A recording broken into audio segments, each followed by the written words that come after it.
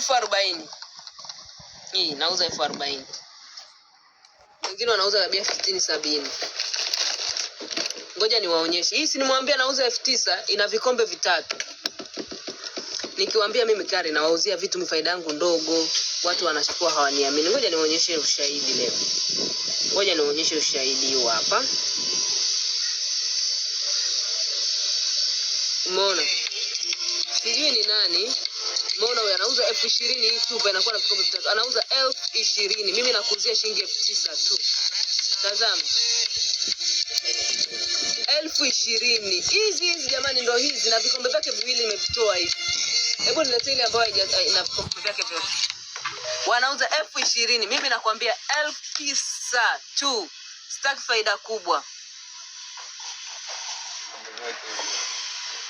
Nipe vikombe vyake.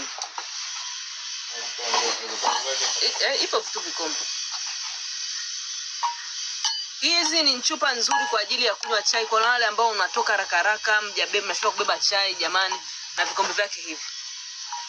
Mnashindwa kubeba chai, sijui mume wako anashindwa kukaa chini unywa chai, unamwekea huku. Una mtoto mdogo, unajua unaenda kwenye mizunguko, chupa ambayo haiwezi kuvunjika, unahangaika naye kwenye mizunguko hapa na pale. Hii hapa itakusaidia na haipozeshi zaidi ya masaa 12.